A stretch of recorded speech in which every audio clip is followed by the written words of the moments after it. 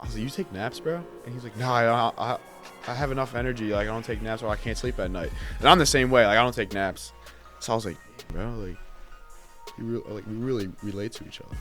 He understands me. Like, we don't take naps. You know what I'm saying? Frankie and Jovan.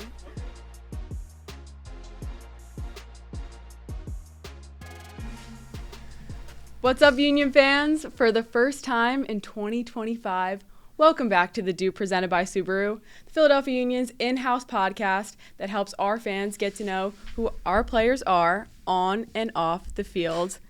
And to start the 2025 season, we have a newly renovated podcast room, shout out Kelsey Boeing, a new head coach, new tech staff, and 8 new signed first-team players, including the guy next to me. I'm Sage Hurley. Over there we got Mark the Mailman. Welcome back. Frankie Westfield, welcome to the podcast. Hey, Frankie. Thanks for having me, guys. Thanks for having me. What a couple of weeks it's been for you. Yeah. First off, how you feeling? I'm happy for sure. Not just happy for myself, happy for my whole family. Talked about it with my mom and dad yesterday. They said they're very proud of what me and my brother done this past week, and just couldn't be any happier. So this Saturday, you made your Major League Soccer debut against Orlando in the team's season opener. It's a really big moment for you. Right. When did you first find out that you'd be getting the start? So kind of like throughout the week, we did like little lineups, and I was with the starting lineup per se. So I kind of knew in training throughout the week, but then once I saw my name legit on the starting 11 board on match day in our meeting, I knew from there I was ready. So it was a good feeling, and blessed as well. So was it excitement? Was it jitters? I couldn't really tell because on game day, like, I'm always like hyped up, excited, right? I just want to kickoffs at 7:30. I wanted to just get going and start the game already. But I don't know. My stomach did feel a little weird. I'll say that. But I just feel like I was just really excited and anxious to start the game. So after the match, head coach Bradley Carnell said that he had known you were ready for it for 4.5 weeks at that point. By my calculations, that was back in Spain. What was this whole first couple of weeks being really involved in the first team environment like for you? Yeah, I mean, I feel like I just had to prove myself a little bit. A young guy coming up, always got to go out there and play your game, especially each and every single day. It's not going to be given. So I feel like from the start, I just had a plan that I just wanted to go out there and just do whatever it took to earn that spot on the team or on the roster, whatever it is, and just keep going from there. Like, I had a great preseason. I'll say that. Probably one of the best ones I've had ever with the Union. I just wanted, after the first day, I just want to keep going, keep getting confident each and every single day and growing and learning. Yeah. So it all culminated at that game in Orlando. What was your favorite moment of the whole 90 minutes? You played 88, but What was your favorite moment of all? I think I can guess, but... Yeah, if you had to guess, it'd probably definitely be my assist. But the whole 90 minutes, I mean, probably my assist, but it'd probably be hard to pick. But definitely my favorite moment from that game is not even during the game, it was after, just celebrating with all the guys in the locker room, having that feeling of excitement and joy in that locker room with all of them. It was great. So speaking of that locker room environment, after the game, a new post-game tradition, Bradley brought in a game ball, and he awarded you with it. Mm-hmm. Had you give a little speech to the locker room. Can you tell me about that experience? I kind of didn't expect it because last year we didn't do that at all, so I was just kind of like, he's going to come in and probably just say, like, congrats, great win and all that stuff. But he had a ball in his hands, and I was like, oh, okay. So I knew Dre, it was like his 300th game, and we won. So I was like, he probably give it to Dre. And then he shook McConaughey's hand, shook Jovan's hand, and he shook my hand and handed me the ball. And then it went on from there, and he's like, what does this mean to you? And I was just kind of like, oh, shoot. So I had to give a little speech. It just came off the dome. But in that moment, I was just really excited and happy for the team. So, like you said, he shouted out a couple of other guys, too. It seems like this locker room environment that the team has right now is very family, very connected, a lot of cohesion. Can you speak to that, maybe what your perspective is as someone who's in there every single day? Mm-hmm. Yeah, I feel like it started in preseason with the team bonding stuff. We did go-karting and escape room. And just those little things off the field, I feel like we come together, especially as a team. It's not just young guys eating at a meal room and eating in a meal room together. It's like sitting at one table. It's like I'll be with some of the older guys, some of the young guys will be over there. It's just all together, just one really, really strong and big team. So. And it's kind of crazy how that can be the case. You got yourself from the Northeast. You got Jan coming from Argentina. You got Jovan from Serbia. Like, there's quite a mix of new faces. And then you have guys who've been in that locker room for more than a decade now. Right. How does that all work, and what do you think makes that environment the way that it is? Because there's so many different backgrounds in there. Yeah, I think it starts with the older guys like Dre, obviously Kai and Jacob, all those older guys, and Ale, of course. Them just bringing us in and giving us comfortable, especially in the locker room as a new guy, and definitely for Jovan and Ian, or Jan. Just them coming in, and for me coming in, like, it's your first day. You're not going to be as comfortable as you are on your first day, but what is it, 4 weeks now? I can say, like, I'm confident, I'm comfortable. I can talk to Jan in English. He speaks really good English now. Jovan's great. You hear that, Jan? You speak really good English. You're coming on the pod soon. It's coming, Jan. It's coming along. But yeah, I mean, just in the locker room, it's just great, and on the field and off the field, it's perfect. So after all this time, you got the first game under the belt. That probably felt really good. Yeah. Now, we have a home game coming this weekend, home opener against Cincinnati. Right. You might make your Subaru Park debut. Yeah. And your first debut on the road was over a decade in the making. What would it mean to step on the pitch at Subaru Park for the first time as a first-team player? Yeah, I've been having some thoughts about it. I think it was like yesterday. I was just driving home, and you got some music playing, and you're just like thinking of like you scoring or things like that. So I've definitely been having some thoughts, but I'm just thinking about it. I'm really excited for that energy.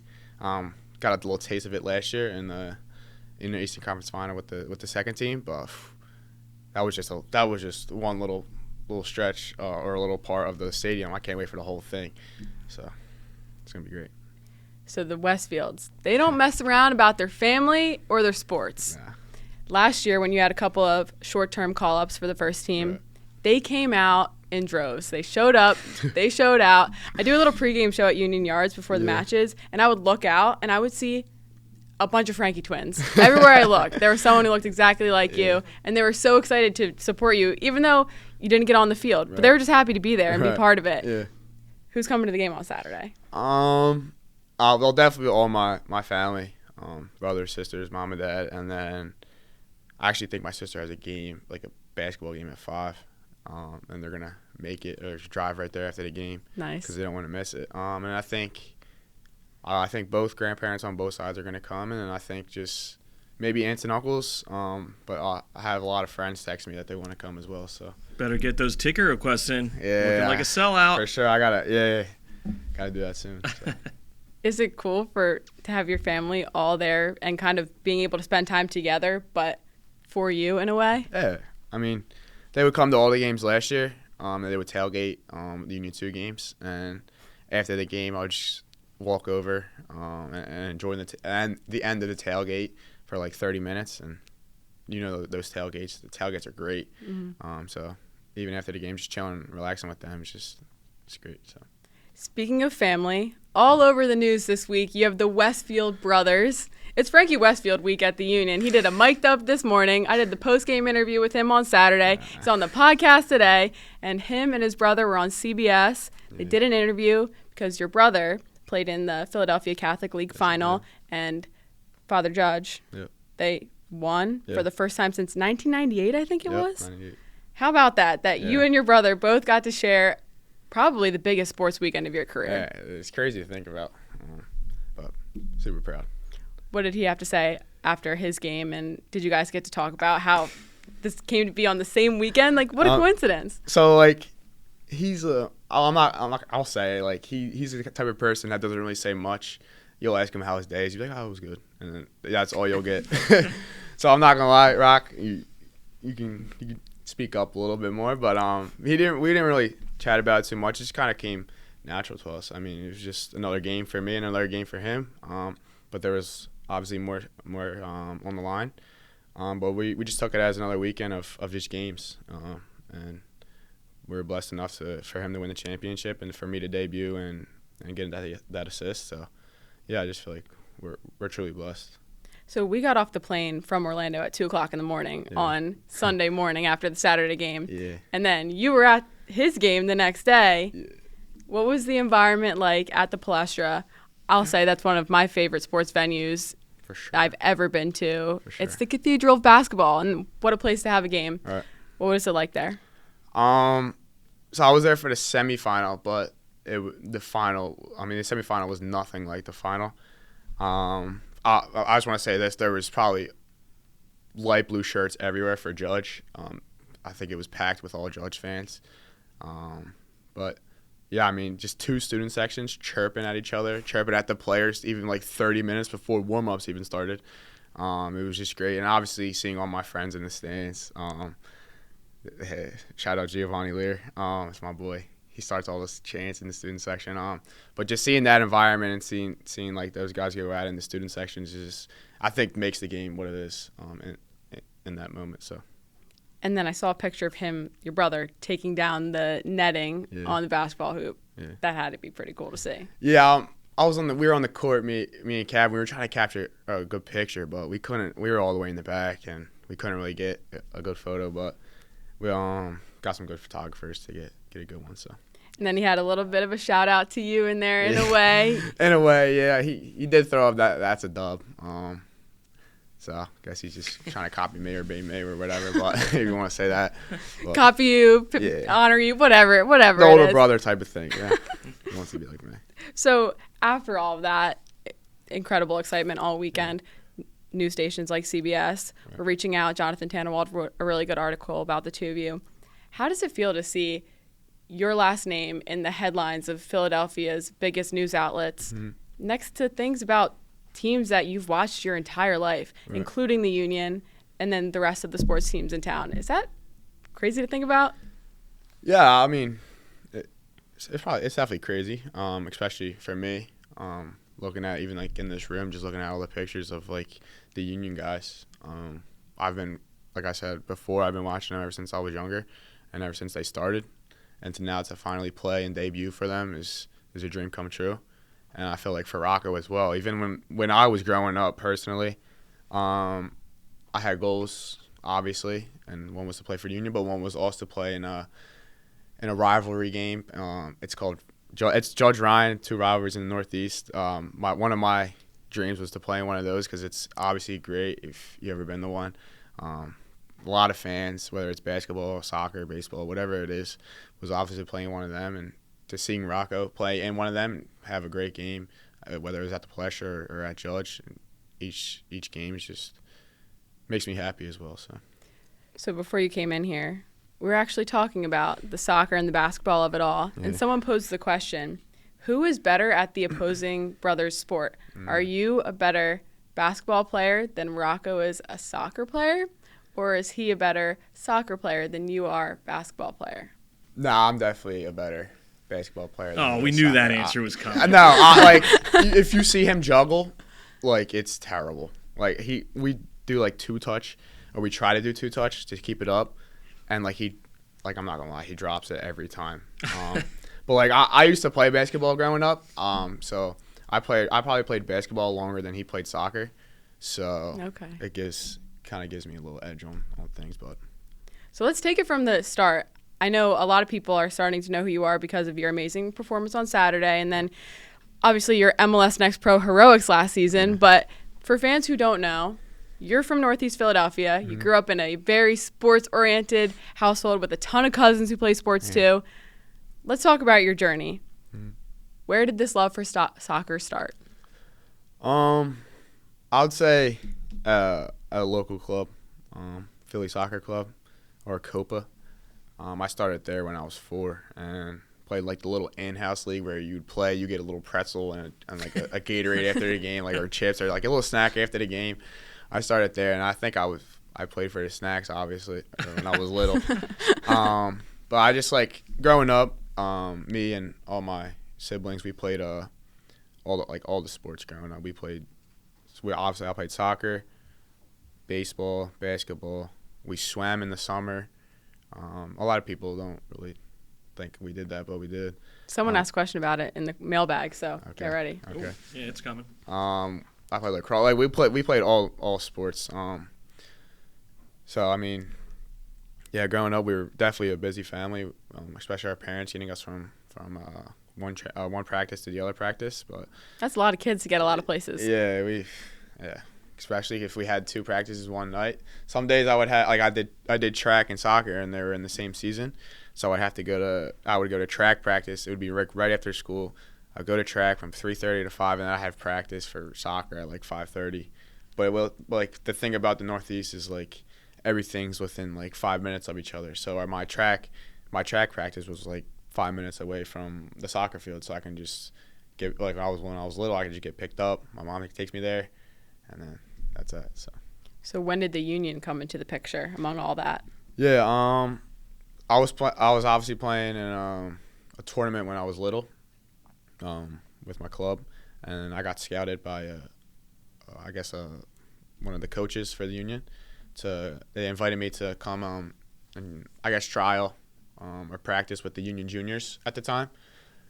So I did that. I did the union juniors. I think it was like 2 times a week, and then they put me in the pre-academy, and then after the pre-academy I made the U12 team, and from the U12 that's where I just kept going. U13, 14s, 15s, and then 17s, and then Union 2 for like 3 years, and then now first team. So we got to talk about that MLS Next Pro season last year. That was something else. Yeah, that's cool. You were the vice captain of the team. Mm-hmm. You had a very good season. As a defender, you were scoring goals left and right. And then we have a picture up there. I know it's not exactly in your shot, but went to the playoffs, Eastern Conference Final at Subaru Park. Tell me about that. That was crazy. Ooh. Well, I mean, we still talk about like all the guys that played in the game last year. We still talk about it today. Just how great we were doing in that season, and just like we miss it so much because it was just so fun. Like Marlon LeBlanc, our coach then, he would just let us play, let us do our thing, and go out there and do our thing. But yeah, we miss it a lot. That was probably the best game of last year, especially winning 4-0 in front of that crowd. Oh my goodness. 4-0, and you scored a goal, yeah. And then you ran up. Jump on the LEDs. Yeah. You have Mike Sheridan holding you up so you don't fall, and then the entire team swarms you. That's crazy. So that you don't fall down, but also to celebrate with you. Right. In front of a crowd. That was a little bit of a taste of what it means to be a pro, right? Yeah, I mean, I had obviously last year, if you didn't watch Union 2, we were all about our celebrations when we would score. We'd do handshakes, all that stuff. So I was like thinking of something. I was like, yo, so if I scored it, I'm going to, like in the warm, I was like, if I scored it, I'm gonna jump on that. And I'll be honest, you scared the hell out of my daughter. We were sitting down there on the field seats, and my 4-year-old was just like, "What the hell was that?" As somebody was banging on the field boards as well. So like, I was like, I'm gonna score on that. And then the moment came, I wasn't sprinting to the corner, but I was like lightly like jogging, I guess. And a couple guys pushed me, and I just see the board in front of me. I'm like, yo, I'm doing it. But I didn't know if I would could stand up straight on it and not fall back. And I stood up on it, and I started falling back, and I was like, oh shit. Sorry. And then Mike Sheridan and then Kyle Tucker, they called me, and I was like, oh, let's go. And then I was like, yeah, they're getting the crowd hype. But yeah, that was by far probably one of my favorite moments of the season last year. That was really incredible. But it was really a fun season from start to finish, and yeah, for sure. There were celebrations like that all year long. A lot of young guys got their debuts on the MLS Next Pro stage. Right. It was really great all around. Yeah, for sure. But in the midst of all that, you were going through a little something personally, trying to figure out what your next step was. While everything great's going on the field, you're trying to figure all this out. Right. So you were hours away from going to Penn State University to play college soccer when you found out that you'd be getting a deal with the Philadelphia Union. Let me hear what was going on in your world when that happened. Yeah, so just like to say, it was a great scouting stage, I would probably say, from Penn State. Very blessed and honored to get the offer from them and sign for them. They made everything easy. And then, yeah, so it was a Monday, right? And I was leaving for Penn State on that Friday to go up there, I guess, early and train. And it was like either a Monday or a Tuesday. I was in like an IDP session in like the afternoon. And I get home from training, and my mom comes over to me and my dad, like, they come downstairs where I was at the time, and they were like, Ernst sent us a message and said that he wants to have a meeting with us, but not like I wasn't in the meeting, like just my parents. And it was like the next day. So I was like, oh, okay. So they went to the meeting. I was down there for training. I went home, and then they left for the meeting. So I was just sitting in my house like, yo, what's gonna happen? Like, am I cooked or like what's going on? So they came home with obviously great news. I was very happy. But yeah, that's how it went. But I would say it was definitely a long 2 months. I think it was like May to June. It was definitely a long 2 months, but it was definitely worth it for sure. And then your contract was officially announced in the last couple of weeks. So it was really just everything came together. Right. And now it's really come together. Right. Like I said, a whirlwind couple of weeks. But you've been going through it with a lot of other guys who've been in similar spots to you. There's a whole new era of homegrowns coming through. Yeah. You guys lean on each other for things like that because it's all your own individual journeys. But with things like contracts and stuff going on the field, and you're all training together, is there any conversations you have among you guys? Yeah, I mean, I'd say so. Like, I feel like when we're more off the field, like in the locker room, us younger guys don't really like to talk about all that, what's happening on the field and stuff. Like, if it was like a funny moment in training, like obviously we're going to talk about that, but I feel like we talk about more of like other things other than soccer, just trying to clear our minds. But I would say like there's a little bit of talk about like contracts and stuff, and we help each other with their needs. Like, for example, me and Eddie would always talk about in the summer, because we were obviously both signing our contracts then, and we would just go to each other for help and things like that. So. And I know you have a pretty strong faith community within the union community as well. How has that helped you with not only what's going on the field, but off the field? Yeah, just say like very faithful guy. Even when we landed at 2:30 on Sunday, I woke up at 10 and I went to church that day. So very faithful guy, and shout out to Owen Moore, who makes those shirts for 611 Armor. He got shirts, shin guards, I think socks, even clothing wear now. So yeah, those definitely helped me play by the strength of God. I feel like, but yeah, just that I feel like the blessings I have now and the gifts I have now all come from God, and I feel like me going on that field, I feel like I can represent Him by wearing that shirt and showing all those people that He's giving me these gifts. So. And you're repping it after every game. Of course. Do people reach out to you and say, "Hey, like I love that," or like, "Hey, like I kind of relate to you"? 'Cause a lot of people were submitting questions about it in the mailbag, a ton actually. Okay. So you just answered a lot of people's questions with shouting out Owen. Yeah. So after the game, like I'll take my jersey off because I want to show everybody, and like, but yeah, I feel like Owen's done a great job. But I feel like showing the people is really what it's about, and just me taking off my shirt, especially this past weekend in the game, I took off my debut shirt and I gave it to Colin because I wanted to show people like that I belong to Jesus is what it said. So yeah, I just think that's pretty much what it's all about. So that's a little bit of who you are off the field. Yeah. Is there anything else people might not know about Frankie Westfield as a person rather than as a player? Because we see your crazy celebrations. We see you pulling your jersey over your head. Yeah. I remember you did a knee slide. It might have been your first goal. You did a knee slide. Yep. Like crazy things like that all the time. You and Cav did some sort of hand something. Yeah. But that's all on the field. Mm-hmm. You talk about your faith. What else makes Frankie Westfield when you take off the boots, you go home? I mean, I'm kind of just, I wouldn't say a chill guy, but when I'm home, I just want to relax, be with the family. Here and there, I'll hang out with some friends, but even like now, I don't have many friends because all my friends are just my cousins. Because I have like 40 cousins. Wow. So like 40 plus cousins. So all my friends, all my best friends are my cousins. So we hang out with each other a lot. Me, Rocco, and then my older brother John. Like actual cousins? Yeah.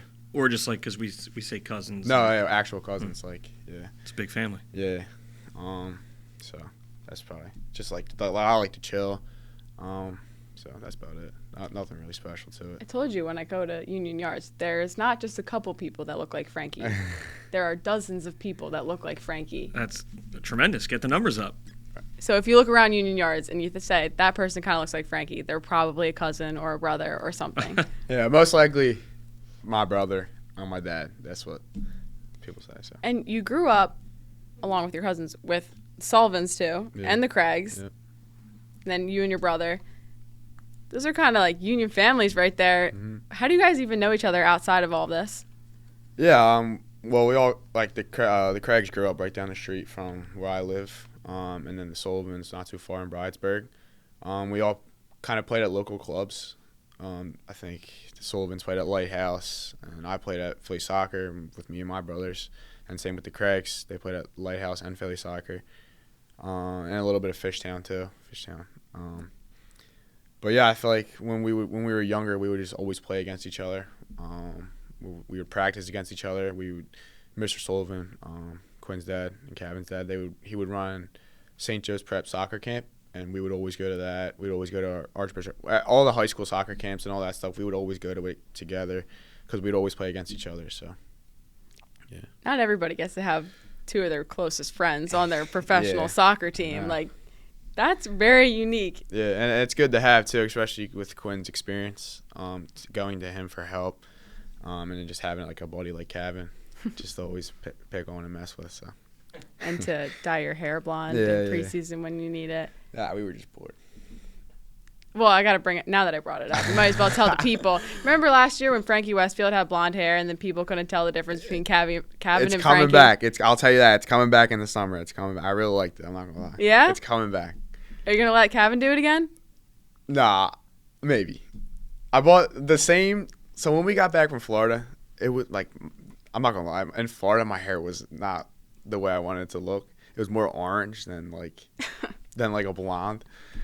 But we didn't use the good stuff. Like we went to Sally's, or Kevin told me to go to Sally's to get the stuff that he gets, and it looks so much better after that. So, but my mom usually, now that Kevin's not doing it, my mom does it for me. All right. I'm not gonna do it myself. I'll probably miss a spot, but. Did I hear that Kevin did choo-choos too? Yeah, Kevin did choo-choos. Choo-choo looks good. He looks good.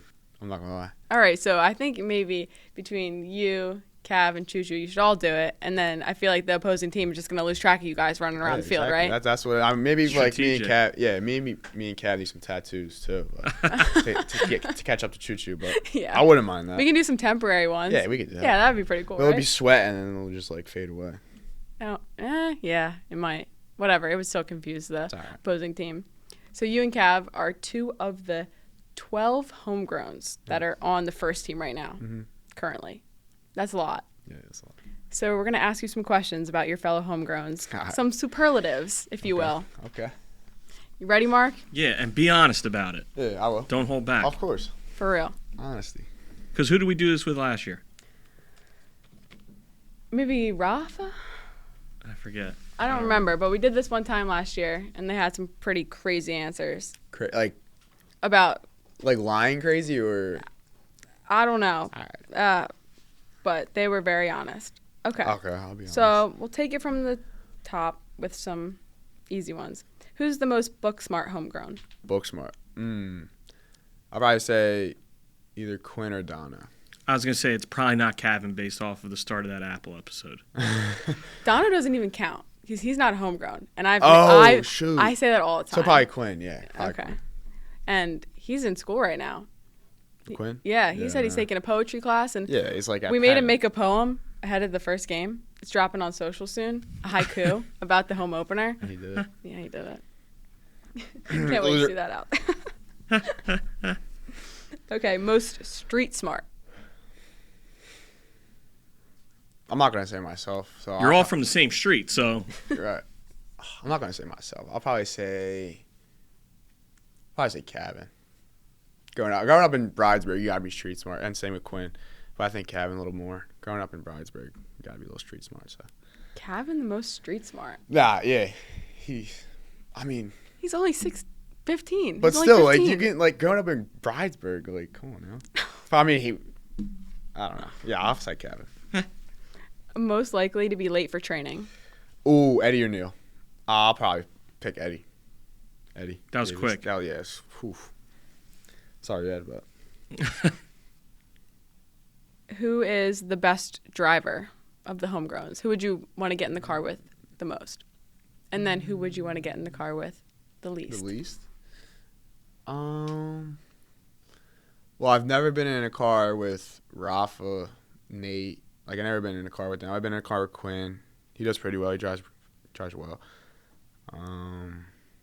CJ drives pretty well. I already picked Quinn, so I'll probably pick CJ. And I'll probably have to say David so far. I haven't seen him drive, and I don't really trust David a little. So. No offense. Yeah, sorry, Dave. Well, best and worst roommate. I know you don't room with everyone, but if you can probably get a vibe on who might be the best. It has to be my original roommate, Kevin. Just vibes in that room. Not gonna say too much, but the worst. I don't know. I think they would all be pretty good roommates. I know. I would only say CJ because I know he wakes up really early for breakfast. If breakfast at like 8:30, he'll be there at 8. And it's just like his alarm just wakes you up. That's what I've heard. So I'd probably say like CJ only because of that reason. But other than that, I think they'd all be great. Wow. Rumor has it he's an early riser, Tam. Most annoying to defend in training. Ooh. It could be for any reason. Because they're good. Because they're. Homegrown, I'd probably say Quinn because he's shifty, he's strong, he's fast. Same with Dono, he's pretty fast. If he gets in an open space, he's gone. So I'd probably say those two. Most likely to give an encouraging speech after a hard game.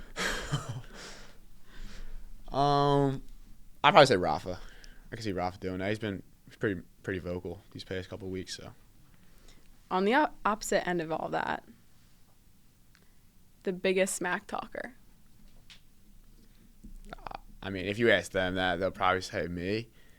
I guess we'll have to wait for the mic'd up to drop to see that, right?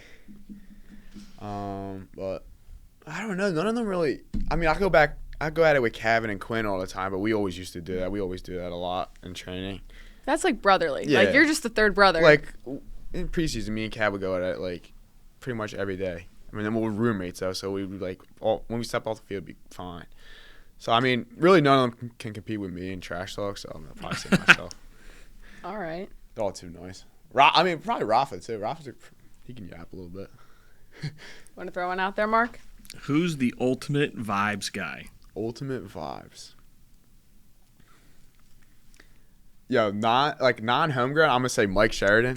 Mike Sheridan is a vibe. Just to be around, he's a great guy. But homegrown, they all got pretty good vibes. I'd say, for me personally, probably be either Eddie or Kevin.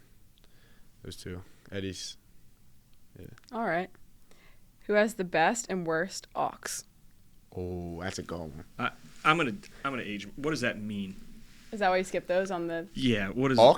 Yeah. Oh, aux is like, so if there's a speaker and you're connected to the speaker, it's that person who's playing the music off the speaker. Oh. That's the aux. It's short for auxiliary cord. Yeah. Okay, I could gather that, but I didn't know that that's how people refer to it as. Yeah. Really?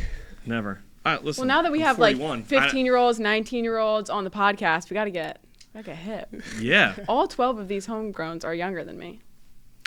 So we got to get with the times. I just learned something new. This is big. Worst aux though?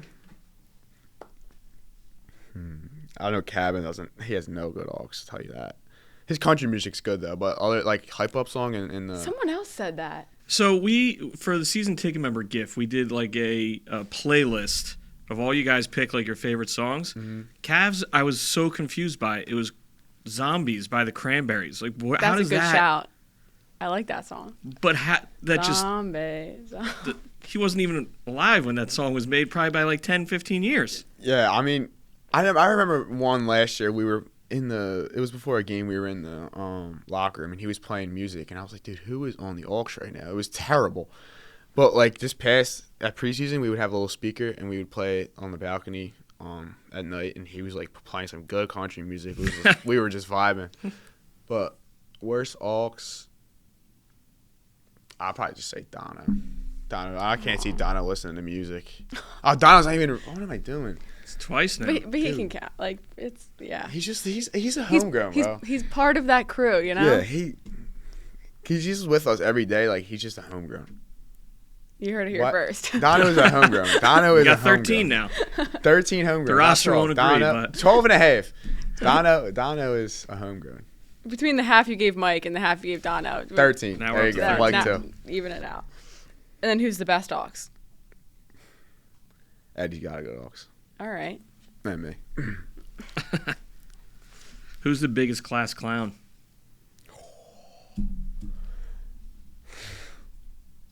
So I've only if you're really talking like class. Yeah, Like we're talking school. like in school. Yeah, we might as well. Okay.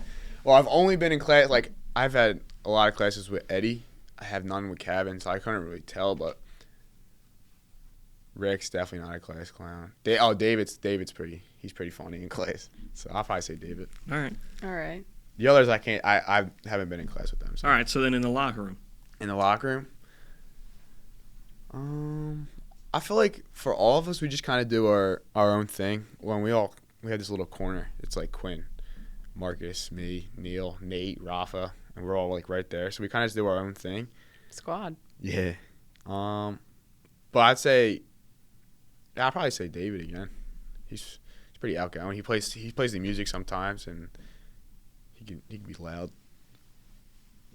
All right. Going off of that, but not exactly. Who would have the best stand-up comedy set? Like if you put them up there on a stage and they had to just do stand-up in front of a crowd. I will say this. I heard there was a fantasy football punishment, and Andrew Rick lost, and he was supposed to do stand-up comedy, and he didn't do it. So Rick, oh wow, you got to get on that. I'm gonna say definitely not Rick. Someone's got to bring a GoPro. Yeah, and just like hide it like a hidden camera. He has to do it. He still hasn't done it yet. Well, you called him out on the pod, so now he has to do it. I torture him for that. Not really, but no, we should call him out. The people of the internet would love to see Pickle Rick. Stand-up comedy headlining Pickle Rick. Everybody should go too. Like we should just like release it on social media. Rick's doing stand-up comedy. Get the Sunday. That makes the punishment so much worse. Yeah, I mean, he's been waiting, so why not? I'm gonna get that on the books. Yeah, but definitely not Rick. I'd probably say one of the older guys, like probably Nate, because they got some good jokes. Nate Roth is pretty funny. Dono can be funny. So what if we go not homegrown? What about it just in the locker room in general?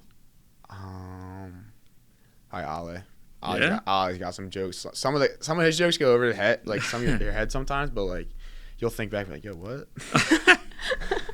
And then Ollie's a good one. Yo, Choo Choo's funny. Like I don't know if it's just the way he talks sometimes, but he's funny, bro. But I'll probably say Ollie. All right. Who's the most stylish? Stylish. You should have saw Jovan's fit today. What was he wearing? The denim tiers, the flower, the shirt with the flowers. He had a whole fit of that. It would look kind of a calm fit, but like Canadian tuxedo. Like, yo, what's going on, bro? Like denim on denim. Yeah, I was like, come on, Jovan. It's training, bro. He just got to the U.S. He's trying to. But Bizo has some comp fits. Juju has some comp fits. Kevin can dress. I'll tell you that he can put something together. So probably one of those 3 or 4. All right. Someone in here earlier wanted to know who's the classiest. I forget who asked that, but that was a good one. The classiest. Classiest homegrown and then classiest of all. The classiest is... Yeah. Like a class act.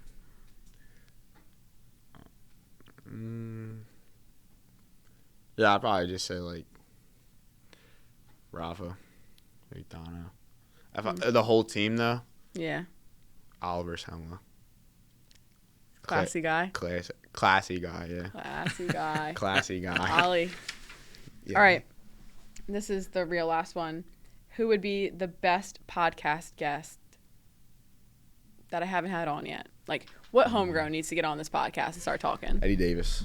Eddie Davis. Shout out Eddie Davis, yeah. He can yap. I'll tell you that. Like, Yeah. he might have a headache after, but, like, he'd be great. I'm not, like, he's funny. So we got a lot, like 3 hours for it, maybe? Yeah, maybe more than Kevin. I'm going to tell you that. Oh, boy. Oof. But, like, not homegrown, like, if it's possible, I don't know, like, Mike Sheridan would be.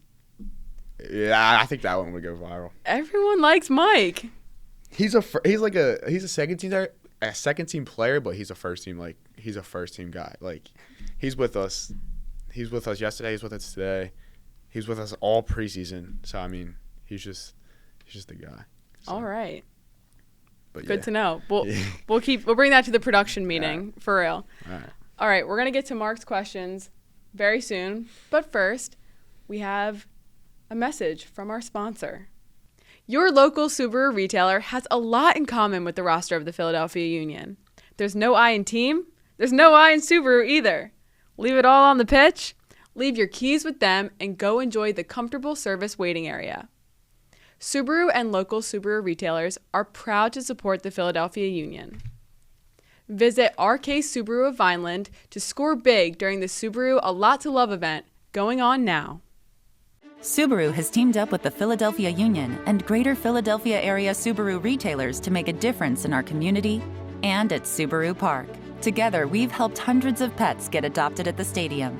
At Subaru Park, we've grown and donated thousands of servings of fresh organic produce to area food banks and helped give kids in our community access to the game they love. Together, Subaru and the Philadelphia Union are making a difference. Subaru, more than a car company. We're back, and we have questions for the first time this year. Mark the mailman, what do you got for us? We're back. There's a lot. There's a good amount here. Oh, boy. You might know some of the names. You might not. The first one is going to come from Vince in the Bridge Brigade. What was your favorite goal from last year? I have a feeling we already talked about it, but... My favorite goal... No, I'd probably say the one against Toronto. 2 away in Toronto. When I just dribbled, past their back line. Yeah. And faked it a couple times and scored. I feel like that was probably my best one by far that year. But obviously, the one in the Eastern Conference was good as well. Like so. maybe the most impactful one was the one in the Eastern Conference. Right. Yeah. Exactly. That's a good All way right. to put it. I like that. A question for myself on the Bridge Brigade. What did you guys think about that? They started from just a couple Instagram posts leading up to the season, right. and then there were so many of them by the end of the year. Was that crazy for you guys? Yeah. Even when there was like 5 of them, you could hear them throughout the whole stadium. I mean, obviously the stadium's not packed, but it was just great to have. I think I said it one time. It was like playing a man up for all the home games. Even even in New England, we had a bus all the way to New England. And they were we walked out for warm-ups, and they were there cheering us on for warm-ups, and I was like, yo, these dudes are here. But yeah, shout out to them. They do a great job. So, did you see any other MLS Next Pro teams doing that, or was it unique to these guys with the Bridge Brigade? I mean, the only time I did see it was in the final when we played North Texas. Yeah. But I don't know if they had that the whole season. And they had a pretty good one. Obviously, it was the final. But right. From the Eastern Conference, from our conference, I didn't see really anyone competing with the Bridge Brigade. So nice. How about that? Yeah. All right, so we're going to talk about Philly and Northeast Philly. Someone called Danny O'Neill. This is not really one I don't know if you can give an answer to, but he said, does coming from Philly mean you were born with that dog in you? And then someone said, Facts. someone called David Zuniga 1218 said, what's your favorite food spot in Northeast Philly? That's a good question. I'd probably say this place called Santini's. They have a great cheesesteak. Great food overall, but I'd probably say Santini's. It's, if you don't know where it's at, it's in I think it's the Morel or Academy Plaza, Morel Plaza, and one of those. It was, if you know where Liberty Bell is at, it's right by Liberty Bell, the organization. It's like this. It's in a corner, off the road. It's a great spot to get your food there. And I think it was either their kid or whatever it is. They went to the same school as me, in the same parish. So it's pretty cool to see. So they're doing a great job. Their food's awesome. So I'll probably say them, Santini's. Is your go-to a cheesesteak? There? Yeah. Phenomenal. All right.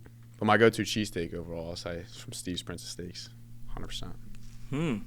Good to know. Fire. Interesting. I haven't heard that as someone's favorite in a while. Fire. I also think this is the first time we got a submission from a new partner. This is really exciting. Yeah, Philadelphia Airport. They asked you a question. A new partner for this year. What's your favorite in-flight snack?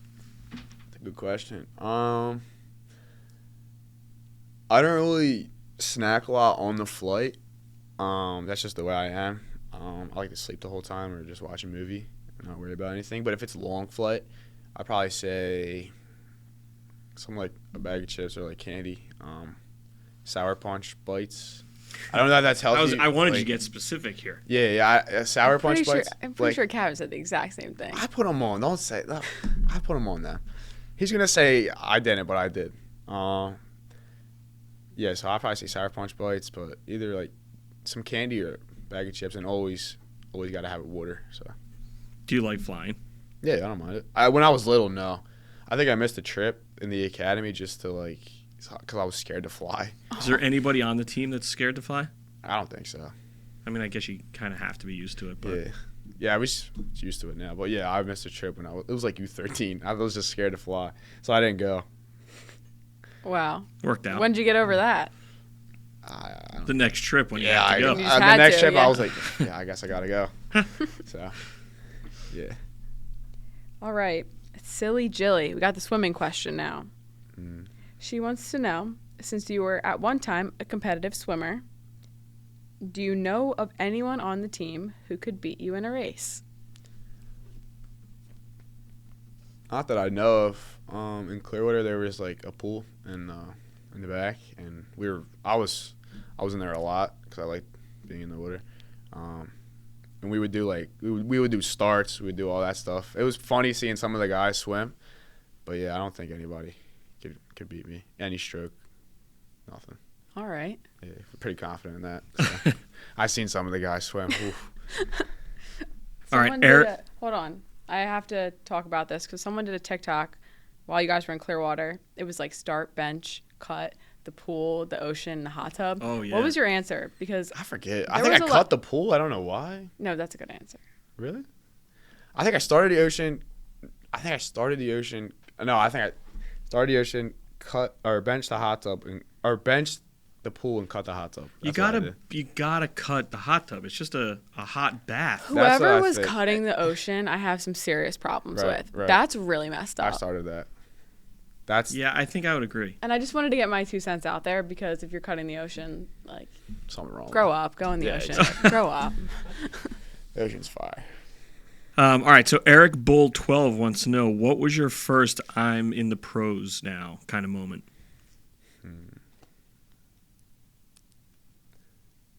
Gotta think about that. Did anybody recognize you at your brother's game on Sunday?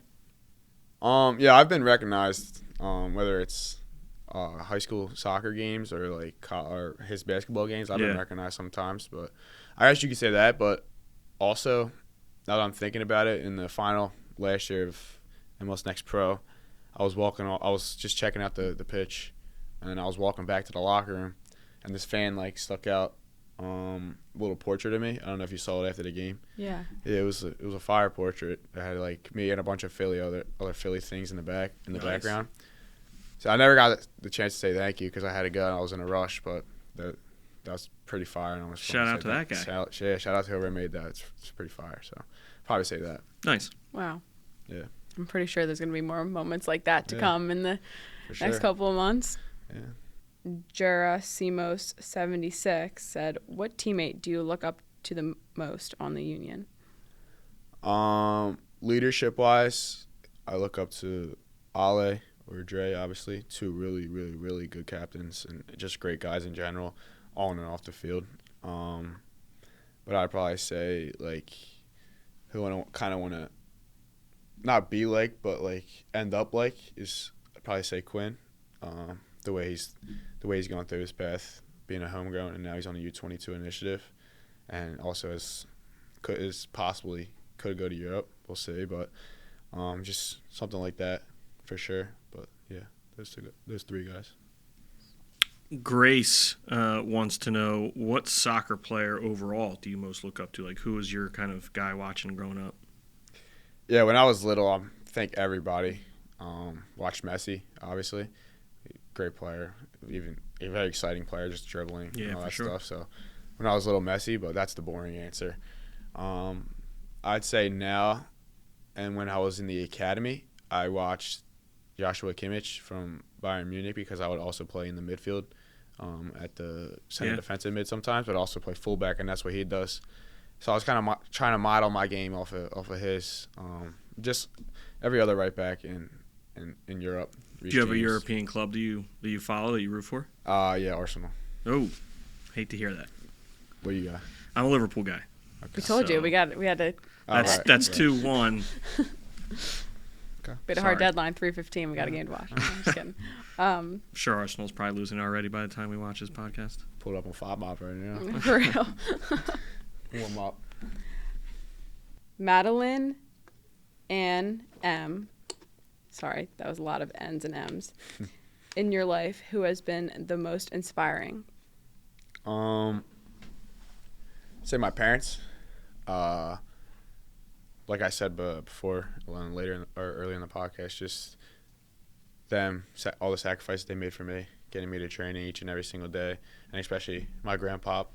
You know, this past, I have my license now, but like he's been driving me to training every single day ever since I was U15 or U12. So yeah, he was retired, but shout out to him. I look up to him a lot. He took the time out of his day to take me to training, but also as well as my parents, doing what they do for me and my siblings, is something I look up to. So we got one here. We kind of went over it already, but I don't want to not include it because your old coach Marlon LeBlanc sent in a question. Okay. He wants to know if you're going to blonde again soon. He's probably not gonna like this answer. I don't know, because when I walked down the breakfast the night I did it, he was like, "Oh boy," and I was just, but he didn't really say anything about it the rest of the year. But Coach, I probably in the summer I'll go blonde. So he was a great guest last year. He was. Spoke very highly of you. That was a good one. Of that. Yeah, great guy. I think something we asked him along those lines was, I think it might have been him we asked, but maybe, I don't know. We asked somebody who on the team should go blonde outside of the people who already have. Who would be the funniest one? To go blonde? In the funniest one? Yeah, in the entire annex. Let's do that. In the entire annex, who would be the funniest as blonde? Oh, it was Cav that we asked that. Mm-hmm. The funniest? Like who would look ridiculous? Yeah. I'd say Dono. Dono would look, because Dono's just like, he's just a plain guy. I can't see him doing any of that stuff. So I'd probably say him. Before his wedding, you guys should do secretly it. Just do it for him. Yeah. I was gonna say CJ because he has a lot of hair, but he has like highlights already. He gets so highlights. Like, it doesn't look too bad. But yeah, probably Dono. Dono, blonde Dono. Can't see it. Can't even see him touching hair dye. Ashley Griff wants to know, what's your favorite movie of all time? Favorite movie? I'm a big Spider-Man guy, but I'm not gonna say. I'll probably say Invincible. Have you ever seen that? Yeah. Vince Vince McCauley. McCauley. Yeah, of course. It's a great movie. So That is a great I'd say that movie. one. So we have a couple faith-related questions, like I said. K Mills 658 said, "What led you to share your faith on the field?" I think Owen kind of pushed me. He kind of helped me and guided me through all that. Him making his brand is just kind of how I started to do it on and off the field. But I feel like Owen pushed me and helped me to do that more, and I feel like his brand is blowing up now in a great way. So yeah, I'd probably say Owen's helped me a lot with his brand to do that and to spread the word more. So the next question was from Owen. He asked where you get all your sick gear from, but Shout out Owen Moore. you already plugged him earlier in the 6'11" podcast. armor. Yeah.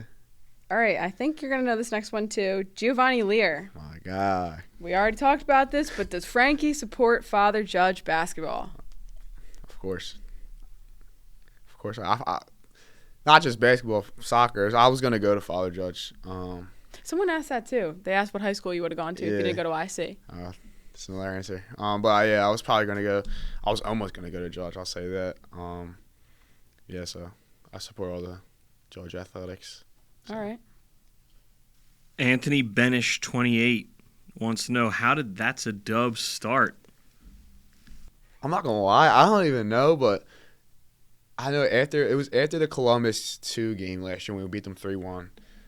It was just, I think I was just on the field. I was dead after the game. It was a long game. And Kelsey was just down there with the camera. And I was just like walking up and I saw her and I was just like, I gotta do a little something. So she was just videoing and I was like, that's a dub. And then it kind of just stuck. I mean, so I guess that's how it started. But I think I was talking about with my mom the other day. She was kind of like, I haven't heard anybody else say that except you. And I think it's kind of just like a Philly thing, I guess. And I was just like thinking about it. And I'll be at the playground with some of my friends when I was little. And just thinking about it, like we would always like say dub or that's a dub. And I think that's probably where it came from, I guess. So There you go. yeah. And now it's sticking. And now it's on the first team level. Yes, it is. Keep All right. going too. More of those coming up. Sir. This one, it says anonymous, but it's not. It's from our creative director, Sean Kreider. And he said, if there was a Philadelphia Union player calendar, or if you did it just as Homegrown, since there's now 12, what month would you want to be? When's your birthday, I guess? December, yeah. I'll probably say December. But it's cold. I don't mind the cold, but I don't want to say December because like it's my birthday. It's Christmas. You're ending MLS Cup. Yeah. Ending a great year. So definitely Okay, so you're going December. Can't believe you exposed Sean after he said, Yeah, he said, say don't my name in the expose me. And I podcast. said, no, we will. It's the I want podcast. to so. expose. so I guess we need to make a calendar of all 12 homegrowns in December. All right. Gavin Rowan. Frankie, do you get carried when you play Fortnite or do you do the carrying? That's my duos partner. That was the one I was before I said we got a dub the other day. So yeah, I carry most of the time. I don't know what he's talking about. Sometimes he's just like, oh, I carried you. But I had like 7 kills. I don't know how many he had. Probably 6. We had 13 to combine, I think. So that's me carrying. I had more. So, yeah, I'd probably say I do the carrying. So, All right. big Fortnite guy. Chris Langton. Yeah. Toph? Toph got a question in there? All right, Toph. Chris Langton is one of our videographers on the team. If there was an award named after Frankie, what would it be? I'd probably just say that's a dub. That's a dub award. That's the double You know what I award? mean? Like, yeah. Yeah, probably that. All right. Give it to Chris, too. Safe to say, this podcast was a dub. Can you show the people how to do it? I mean, If they're trying to redo it at home. yeah, so I mean, I'll look at here. If you just place your hands like that, and Yeah. then like a dub, like a W, and then you just twist. Oh, One Do more it. time. One more time for me. So here. There you go. Yeah, like that. That's hard. It is hard, but like, I undo that jacket's I like don't tight think I'm too. doing Yeah. it still. Here, and you just bring the right hand under. There you go. Yep. And then you got to do the. I'll leave that to you guys. So whenever you win, you just. That's a dog. All right. You got to keep it together, though. Like, come on now. Do it. Yeah, there you go. Ooh. All right, you got it. You'll work on it, Sage. Just keep doing it. To see more Dubs, to see more Frankie, come out to Philadelphia Union's home opener on Saturday, March 1st against FC Cincinnati. Yes, sir. We'll see you there. And if Sure we don't will. see you there, we'll be bummed. But we'll see you on the next episode of The Doop presented by Subaru. Thanks for watching. Frankie, thanks for coming on. Thank you, guys. Thanks for having me. It's been great.